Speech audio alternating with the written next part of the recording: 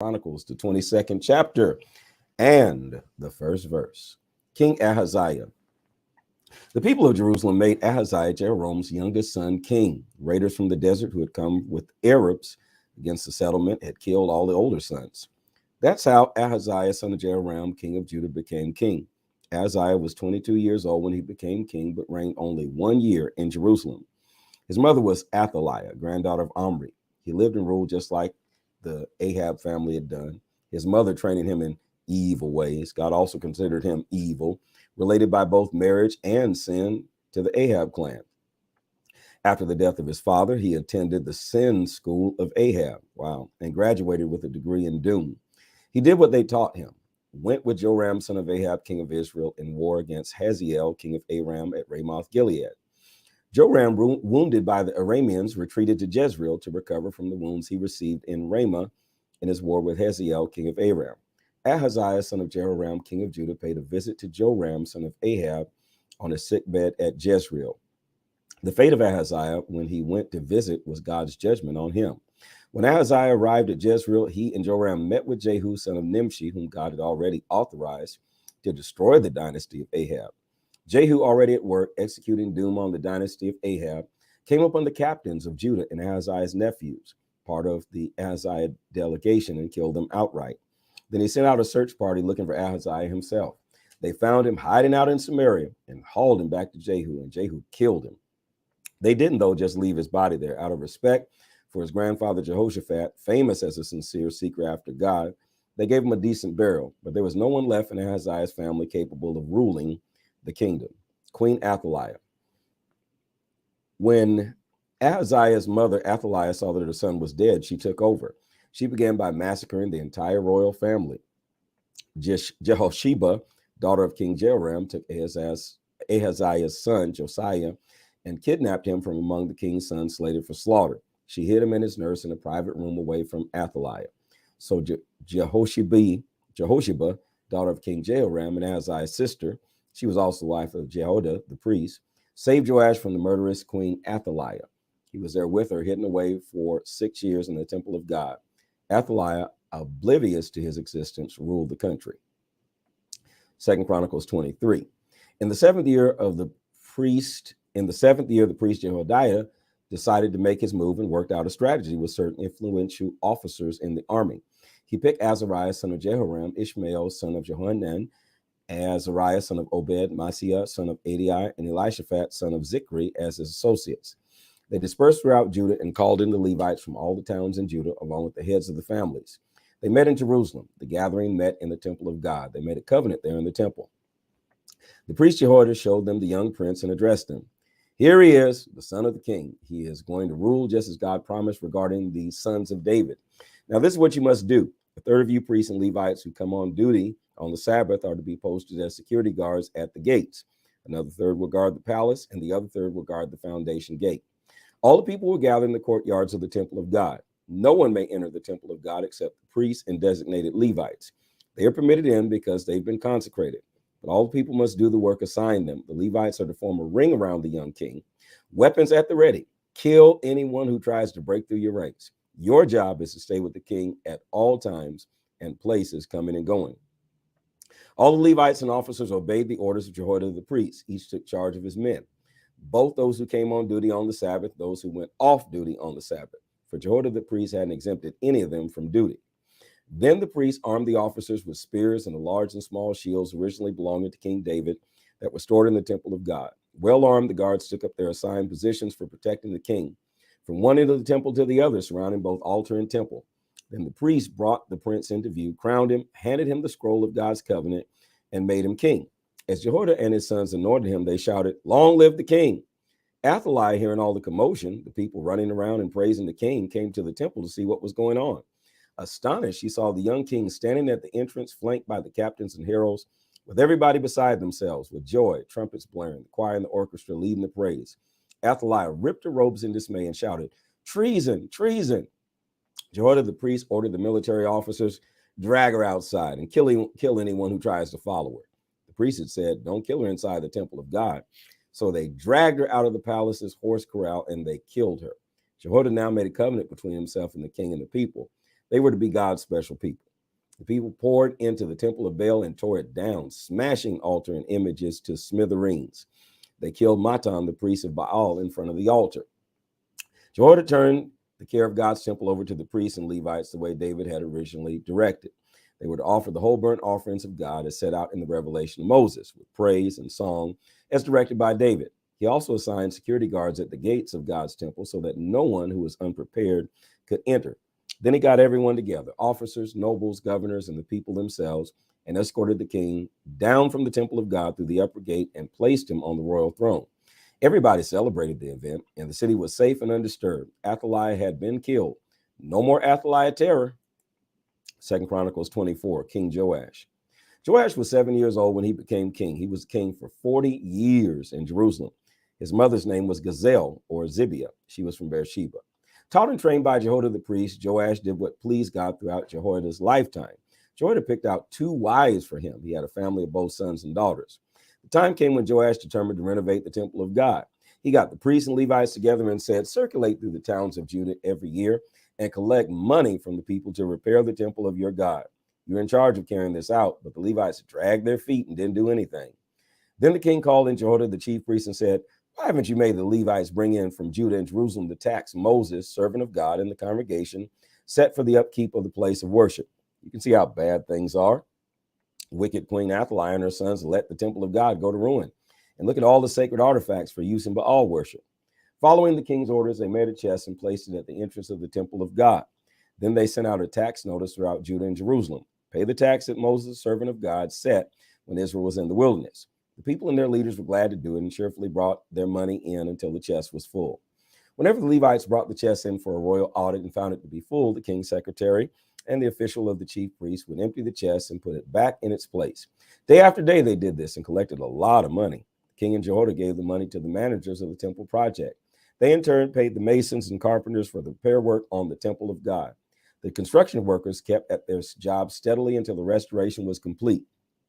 The house of God is good as new. When they had finished the work, they returned the surplus money to the king and Jehoiada, who used the money for making sacred vessels for temple worship, vessels for daily worship, for the whole burnt offerings, bowls, and other gold and silver liturgical artifacts.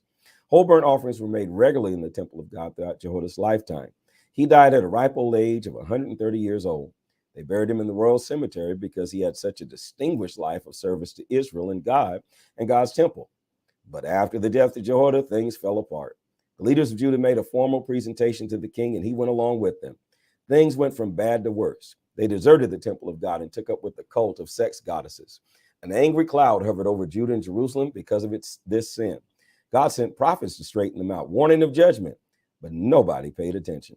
Then the Spirit of God moved Zechariah, son of Jehoiada the priest, to speak up. Here's God's word. Why have you deliberately walked away from God's commandments? You can't live this way. If you walk out on God, he'll walk out on you. But they worked out a plot against Zechariah, and with the complicity of the king, he actually gave the order. They murdered him, pelting him with rocks right in the court of the temple of God. That's the things King Joash showed the loyal Jehoiada, the priest who had made him king.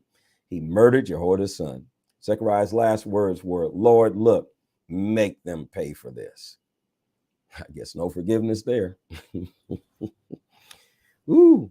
A year or so later, Aramean troops attacked Joash. They invaded Judah and Jerusalem, massacred the leaders, and shipped all their plunder back to the king in Damascus. The Aramean army was quite small, but God used them to wipe out Joash's large army. Their punishment for deserting God, the God of their ancestors, Arameans implemented God's judgments against Joash. They left Joash badly wounded, and his own servants finished him off. It was a palace conspiracy, avenging the murder of the son of Jehoiada the priest. They killed him in his bed. Afterward, they buried him in the city of David, but he was not honored with a grave in the royal cemetery. The temple conspirators were Zabad, whose mother was Shimeath from Ammon, and Jehozabad, whose mother was Shimrith from Moab. The story of his sons, the many sermons preached to Joash, and the account of his repairs in the temple of God can be found contained in the commentary on the royal history. Amaziah, Joash's son, was the next king. 2 Chronicles 25, King Amaziah. Amaziah was 25 years old when he became king and reigned 29 years in Jerusalem. His mother was Jehoiada from Jerusalem. He lived well before God, doing the right thing for the most part, but he wasn't wholeheartedly devoted to God. When he had the affairs of the kingdom well in hand, he executed the palace guard who had assassinated his father, the king.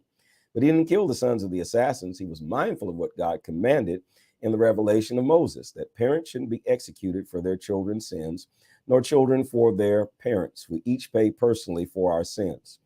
Amaziah organized Judah and sorted out Judah and Jerusalem by families and by military units.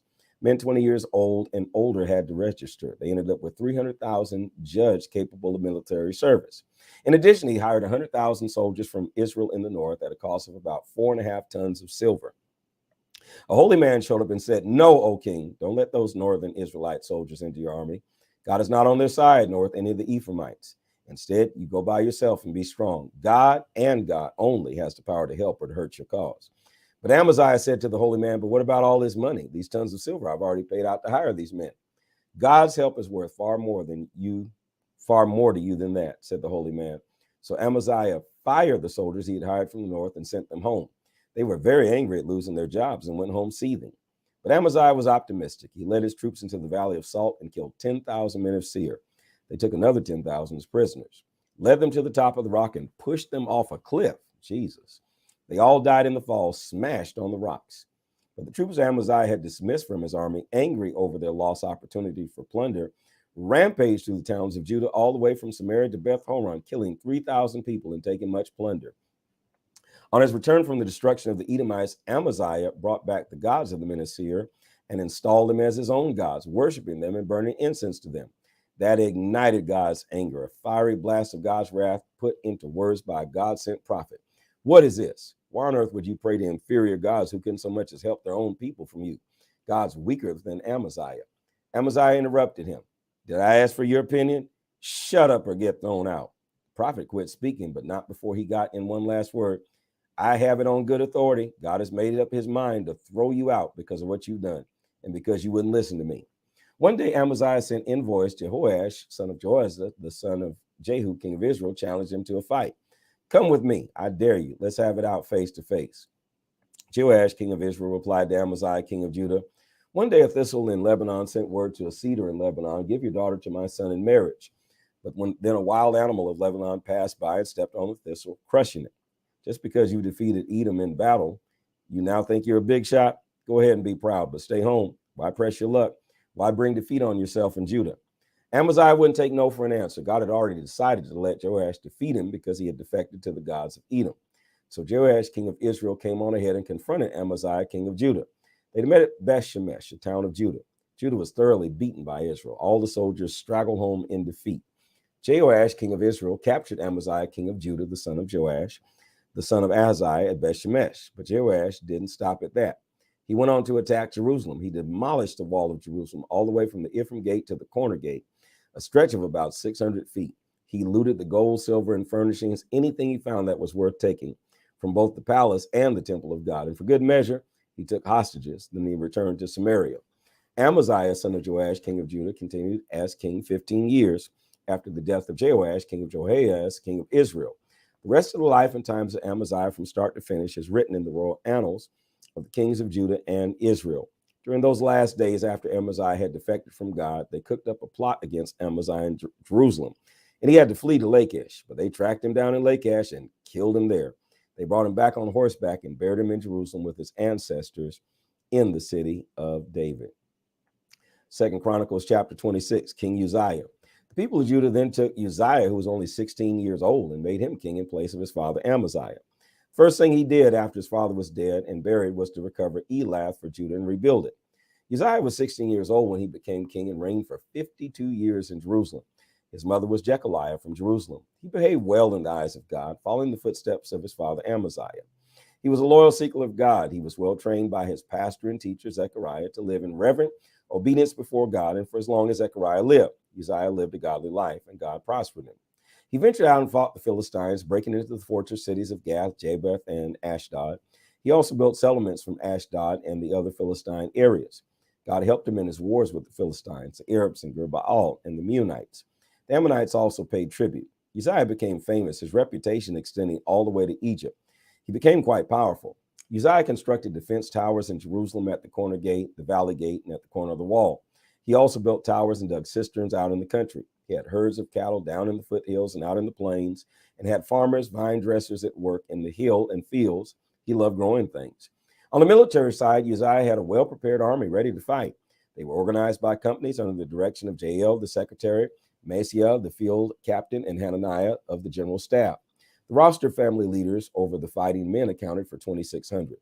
Under them were reinforcement troops numbering 307,000, with 500 of them on constant alert, a strong, loyal defense against any attack. Uzziah had them well armed with shields, spears, helmets, armor, bow, and slingshots. He also installed the latest in military technology on the towers and corners of Jerusalem for shooting arrows and hurling stones. He became well known for all this, a famous king. Everything seemed to go his way. But then the strength and success went to his head. Arrogant and proud, he fell. One day, contemptuous of God, he walked into the temple of God like he owned it and took over, burning incense on the incense altar. The priest Azariah, backed up by 80 brave priests of God, tried to prevent him. They confronted Uzziah. You must not, you cannot do this, Uzziah. Only the Aaronite priests, especially consecrated for work, are permitted to burn incense. Get out of God's temple. You're unfaithful and a disgrace. But Uzziah, censer in hand, was already in the middle of doing it and angrily rebuffed the priests. He lost his temper. Angry words were exchanged. And then, even after they quarreled, a skin disease appeared on his forehead. As soon as they saw it, the chief priest, Azariah, and the other priests got him out of there fast as they could. He hurried out. He knew that God then and there had given him the disease. Uzziah had skin disease for the rest of his life and had to live in quarantine. He was not permitted to set foot in the temple of God. His son Jotham, who managed the royal palace, took over the government of the country. The rest of the history of Uzziah from start to finish was written by the prophet Isaiah, son of Amos. When Uzziah died, they buried him with his ancestors in the field next to the royal cemetery. His skin disease disqualified him from burial in the royal cemetery. His son Jotham became the next king. This is the word of the Lord.